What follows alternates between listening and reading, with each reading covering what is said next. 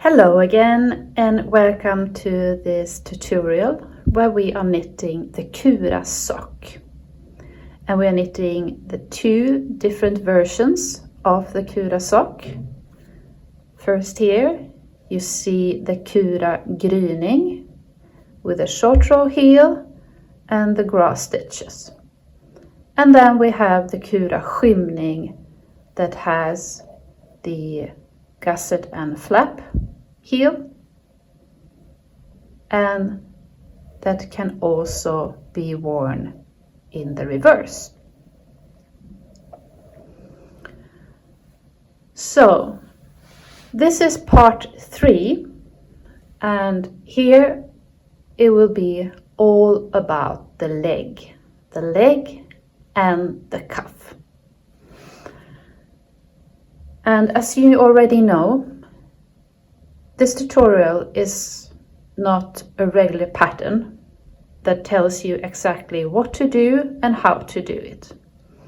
This is a recipe, a sock recipe, where I'm trying to give you the tools so you can choose and make choices in how to make your sock depending on your foot and your preferences in what a perfect sock would be.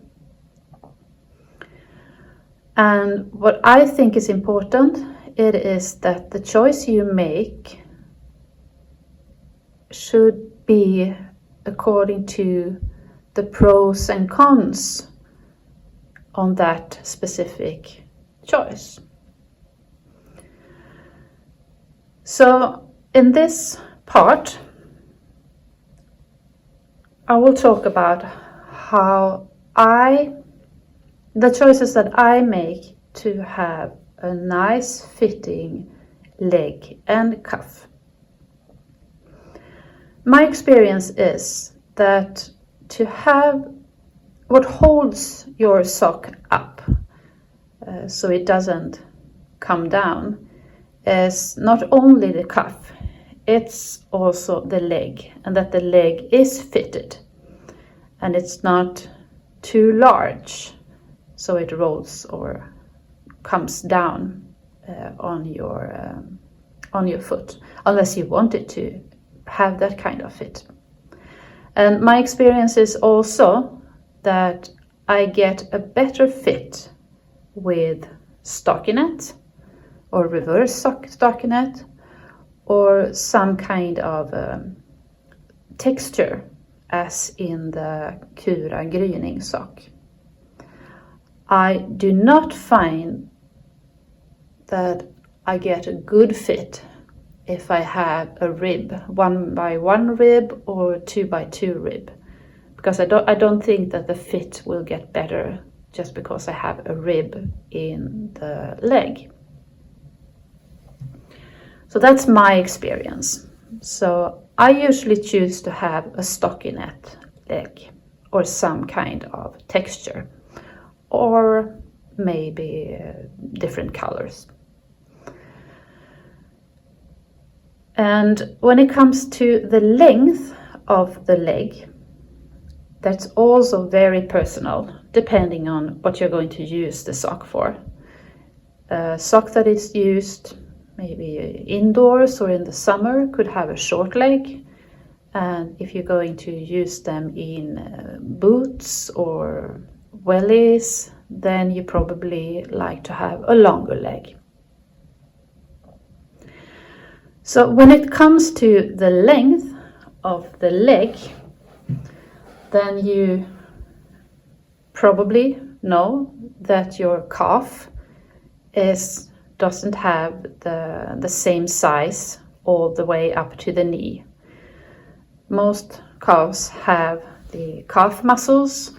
That means that the circumference of the calf is getting larger and larger as higher as you get. And that means that to have a nice fit, you will also have to meet that that your leg is getting larger. So the higher sock or the higher leg you choose, then you have to consider that actually fit your calf. And I will show you what I did on this sock, the Kura skymning. I didn't make that very long, but I found that, okay, because to have a nice fit, I want to make some increases to actually compensate for my calf muscle. And what I've done here, it is that I have increased 2 stitches here and 2 stitches here just before the rib. And I have used the same method as I did for the gusset. So when I try the sock on and I see that, okay, now it's long enough and it's almost where my calf muscle start to become a little bit bigger, then I placed stitch markers on each side of the middle 4 stitches. So then I will just knit to the first marker,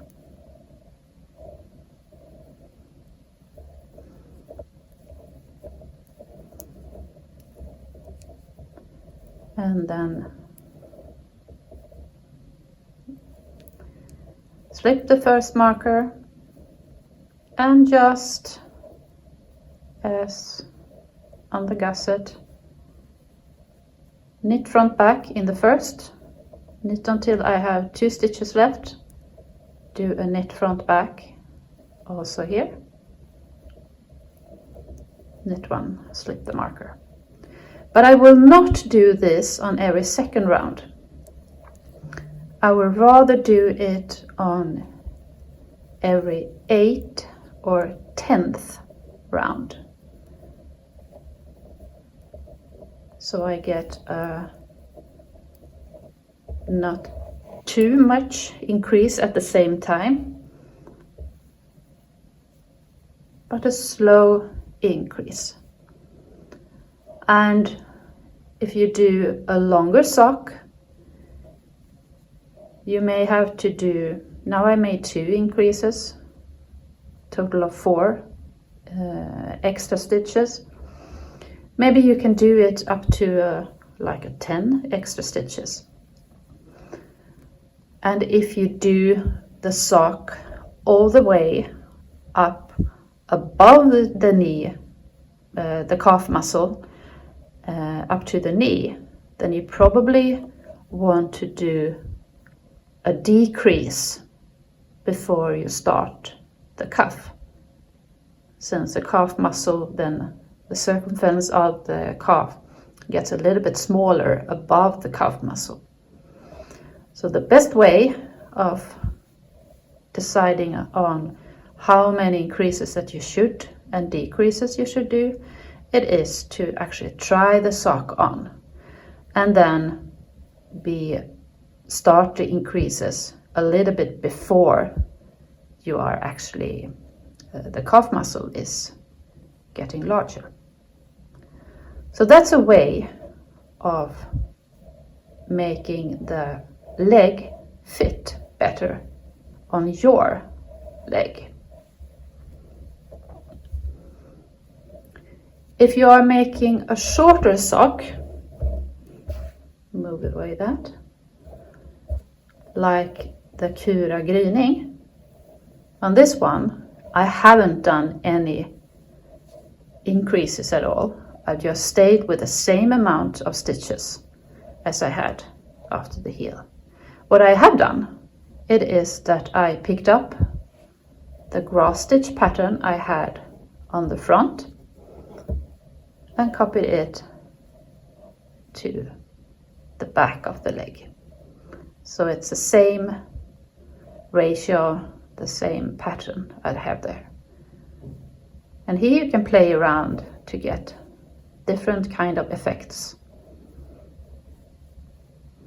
The grass stitch pattern, it is a little bit stiffer compared to just stockinette. So it's a little bit stiffer. And that is something that you should keep in mind if you do different kind of texture pattern that, for example, that is for this, like you are lifting the slipped stitch over, if you are doing twisted stitches, they can make the fabric a little bit stiffer. So that's something to remember. So if you are doing the grass stitch pattern, and you are not planning on increasing anything, but you are a little bit larger above your ankle, then I either suggest that you skip to have the texture, the grass stitches on the back of your leg, or that you actually do a few increases so it fits your leg. Because I think the worst is to have a sock that are cutting into your leg. That's not very comfortable, and that does really not give you a nice fit.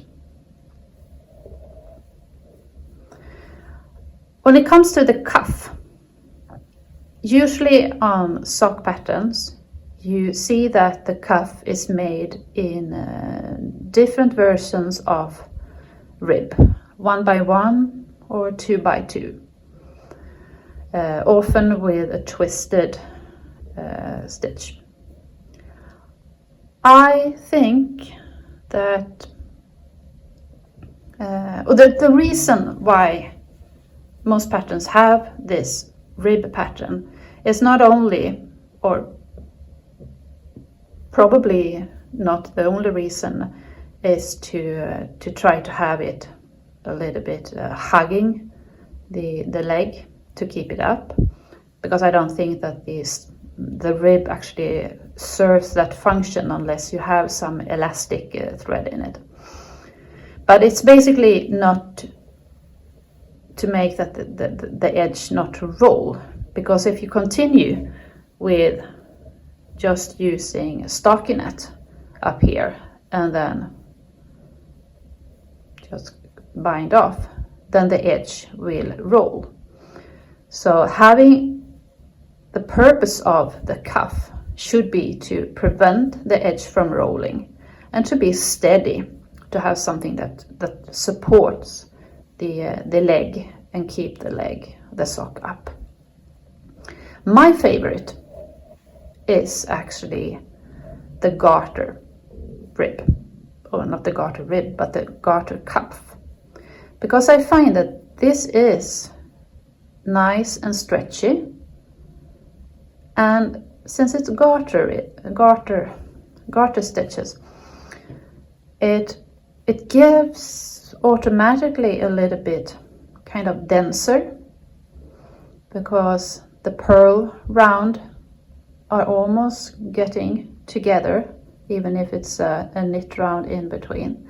So it gets a little bit more steady than other kind of cuffs.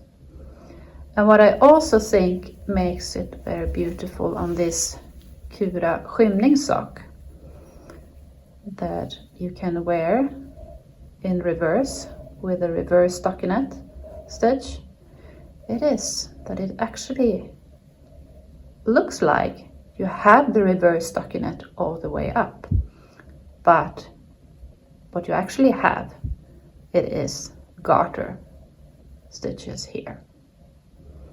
So I think that's a quite beautiful effect. And to do the garter cuff, it is just as simple as purling one round and knitting one round. So very simple and satisfying knitting. And if you don't like purling, well, now is a time to start liking it.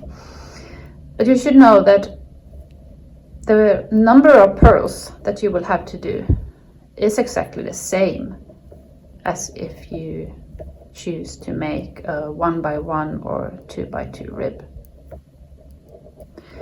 On these socks, I choose to make a total of 20 rounds of garter. That means 10 knit rounds and 10 purl rounds.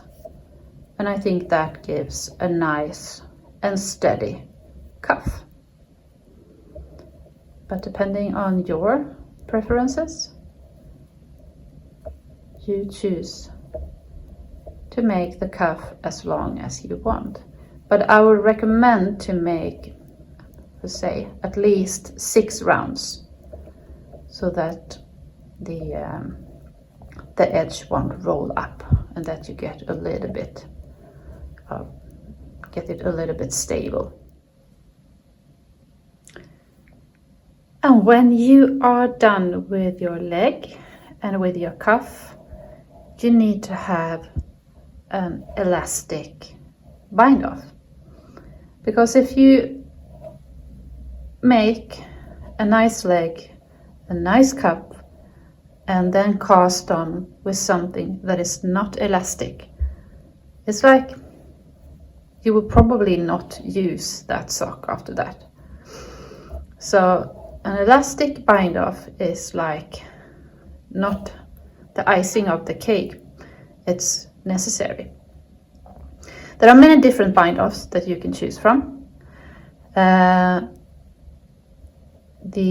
best looking, or one of the best lookings, is a sewn bind off, like the tubular bind off and the Italian bind off. But my experience is that when you have an unspun yarn, it's not that easy to have a sewn bind off. So the bind off that I prefer, and I think is also very nice looking, is this knitted bind off. And I have now knitted garter stitch, and I end with a purl round, and I do the bind off just after the purl round. And the way I do this knitted elastic bind off is knitting 1 stitch and then knit those 2 together in the back loop. Knit another 1, knit 2 together in the back loop. I'm knitting in the back loop here, but that's just because I'm knitting the Russian purls. But if you're knitting ordinary purls, you just do an ordinary knit stitch and then knit together in the back loop. And then you just continue with this until you're done. And my experience with this bind off is that you don't have to do it especially loose to make it elastic. Of course, you should not make it really, really tight. That's not what you should do, but make it nice and even looking. So, and that was the last one. So now what's left to do is to just weave in, fasten this one and weave in the end, and then give the sock a nice bath, form it, and then use it. So now I'm done with these 2 socks. And as you can see, I have washed the first pair and they are really soft and nice. The Kura skymning is made to be able to be worn in reverse with a reverse stockinette. And here is the Kura gryning with a nice grass stitch. And I really recommend you to give them a bath, because the fibers will loosen up a little bit. It will be softer when you wash it, and so much nicer to wear. So I will wash that one. I will weave in this end and then wash this one. I hope that you have found this tutorial helpful and that you now will be able to make beautiful socks. Beautiful from your aesthetics and how you want the sock to look like, but also beautiful because of the fit and that it fits your feet, and that you or the one that you are knitting it for will be able to wear it and love it. Thank you and good luck.